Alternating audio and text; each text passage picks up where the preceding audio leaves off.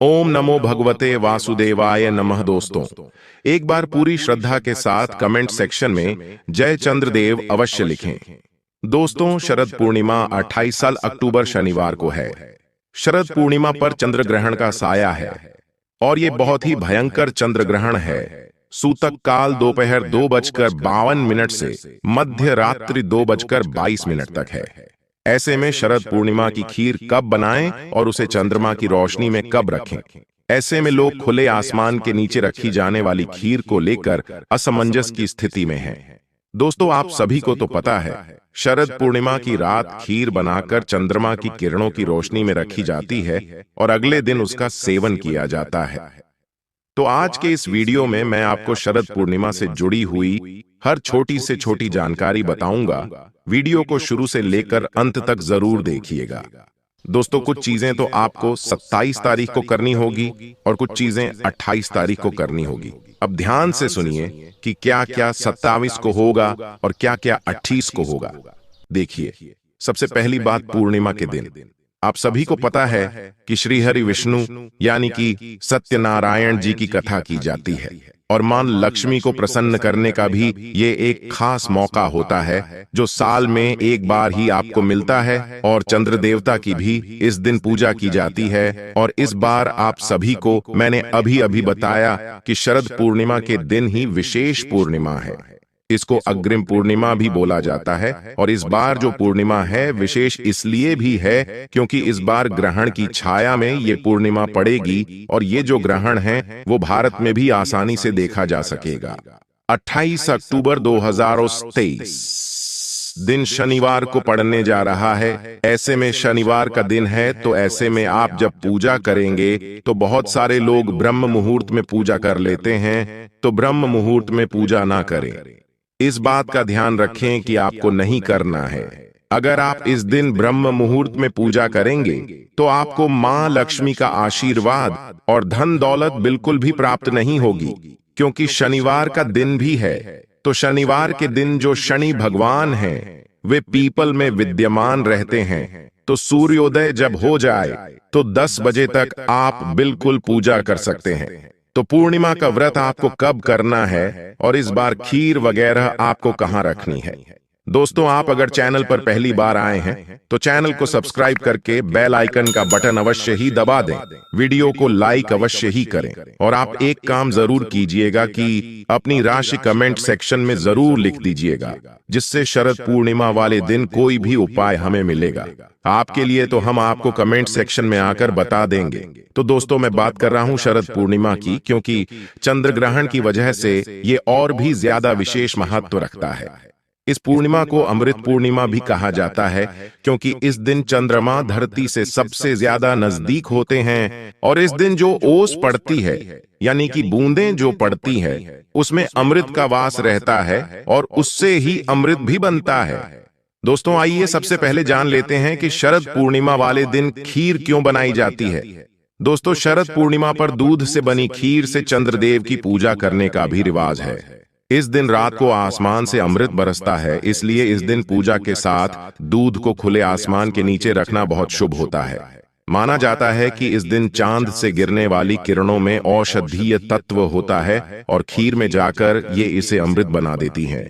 इस दिन भगवान सत्यनारायण की पूजा और कथा भी करनी चाहिए। इससे आपको हर काम में सफलता मिलेगी। आप हर चीज के साथ आगे बढ़ सकते हैं। दोस्तों, सर्दी की शुरुआत इस दिन के बाद से मानी जाती है। जैसे कि आप सभी को पहले से ही पता होगा कि व्रत वाली जो पूर्णिमा होती है वह चतुर्दशी तिथि को ही मना ली जाती है और उसके बाद स्नान दान व पूर्णिमा के दिन ही किया जाता है। तो जो लोग कथा वगैरह सुनते हैं वे दोनों ही दिन कथा सुन सकते हैं, लेकिन जो व्रत करते हैं उसमें आप सभी को थोड़ी सी दिक्कत आती है। जो व्रत करते हैं उसके बाद ही उन्हें कथा सुनना होता है, क्योंकि कथा सुनने से पहले आपको व्रत करना है, तो समापन के बाद ही आप भोजन कर पाएंगे। तो इस बात का आपको खास रूप से ध्यान रखना है कि जो व्रत वाली पूर्णिमा है वो 28 तारीख को ही है, सिर्फ 30 को नहीं है। तो व्रत भी आप रहेंगे और सत्यनारायण भगवान की कथा भी आपको करनी है, क्योंकि आप सभी को पता है पूर्णिमा के दिन माता लक्ष्मी को अगर आप प्रसन्न करना चाहते हैं तो सत्यनारायण भगवान की कथा अवश्य रूप से आपको करनी है या फिर उसका श्रवण करना है, ताकि माता लक्ष्मी की कृपा आपके घर पर पूरे परिवार पर बनी रहे। और अगर कोई पुत्र कामना के लिए भी सत्य भगवान की कथा करता है तो वो भी आपकी मनोकामना जल्दी ही पूरी हो जाती है।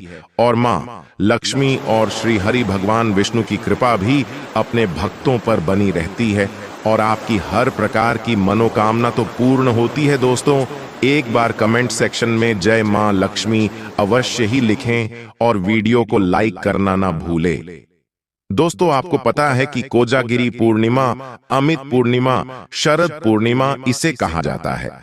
तो अब प्रश्न ये उठता है कि हमें जो रात्रि में खीर रखने की जो परंपरा है, शरद पूर्णिमा की रात्रि को वो कब रखनी है, क्योंकि उसी दिन लगने जा रहा है इस साल का सबसे बड़ा और आखिरी महाचंद्र ग्रहण।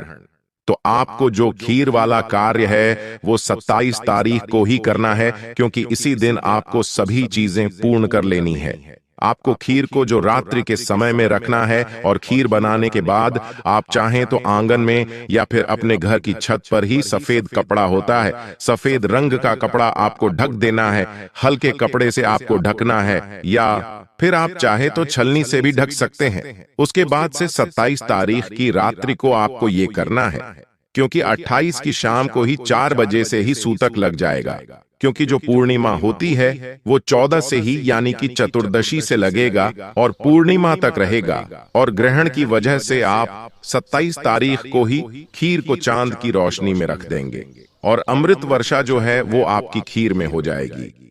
उसके बाद अगले दिन सुबह में ही आप इस खीर को 28 तारीख को सुबह में ही आप इस जो खीर का भोग लगा लेंगे। आपको यह प्रसाद सबको आपको बांट देना है और इसके बाद सत्यनारायण भगवान की कथा और व्रत को भी आपको कर लेना है, पूजन कर लेना है। जिनको भी 28 तारीख को व्रत करना है वो पहले ही सुबह में ही कर लेंगे और 3 बजे से यानी कि शाम के समय में 3 बजे से पहले ही आपको ये सारे काम कर लेने हैं।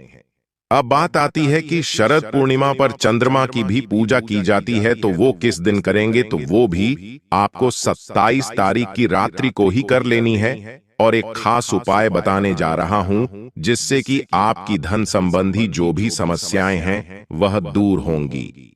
कर्ज से मुक्ति मिलेगी, संतान प्राप्ति या फिर किसी भी प्रकार की परेशानी के लिए माता लक्ष्मी श्री हरि विष्णु का आशीर्वाद आप पाना चाहते हैं तो 27 तारीख की रात को ही पूजन के समय ही आपको पलाश की पत्ती लेनी है और एक चांदी का सिक्का लेना है। चांदी का सिक्का ना मिले तो आप जो साधारण सिक्का होता है उसका भी प्रयोग कर सकते हैं और उस पर श्वेत यानी कि सफेद रंग का चंदन से आपको तिलक करना है। सफेद चावल आपको लेने हैं और सफेद फूल से आपको भगवान चंद्रदेव की पूजा करनी है। धूप दीप आपको जलाना है, अच्छे से चंद्रमा की पूजा करनी है, उनका आह्वान करना है। शरद पूर्णिमा के दिन ही ये आपको करना है, यानी कि 27 तारीख को ही करना है। चंद्रमा जो है इस समय धरती से काफी नजदीक होते हैं, तो आपकी पूजा स्थान पर आकर भी वह बैठते हैं और आपकी पूजन को स्वीकार भी करते हैं। तो ये सब काम भी आपको 27 को ही करना है। अब बात आती है कि तब हम 28 को क्या करेंगे, तो 28 को आपको सिर्फ और सिर्फ चंद्रदेव को प्रणाम करना है, क्योंकि सूतक काल के दौरान भी आप चंद्रमा को प्रणाम कर सकते हैं। लेकिन 28 तारीख को आपको भूल से भी खीर को अपने चंद्र भगवान की जो रोशनी में है आपको नहीं रखना है। वो अलग बात है कि उस समय अमृत वर्षा होती है या नहीं होती है, वो अलग चीज है। लेकिन चंद्रमा की रोशनी में आपको किसी भी प्रकार से खीर को नहीं रखना है, क्योंकि ये बिल्कुल ही नकारात्मकता का प्रभाव छोड़कर जाती है। तो दोस्तों, उम्मीद करता हूं कि आज मेरे द्वारा बताई गई जानकारी आपको पसंद आई। दोस्तों, वीडियो को लाइक अवश्य कर दें, क्योंकि आपके लिखे से ही हमें पता चलता है कि हमारी वीडियो आपको कितनी पसंद आई है। और आपको कुछ समझ में नहीं आया हो तो आप हमसे कमेंट सेक्शन में पूछ सकते हैं, हम वहां पर आपको रिप्लाई जरूर करेंगे। और दोस्तों, कमेंट सेक्शन में जय मां लक्ष्मी लिखे बिना बिल्कुल भी ना जाए। मां लक्ष्मी की कृपा आप पर अवश्य होगी। मिलते हैं अपने अगले वीडियो में, तब तक के लिए धन्यवाद। अपना ख्याल रखना दोस्तों। जय श्री राम, हर हर महादेव।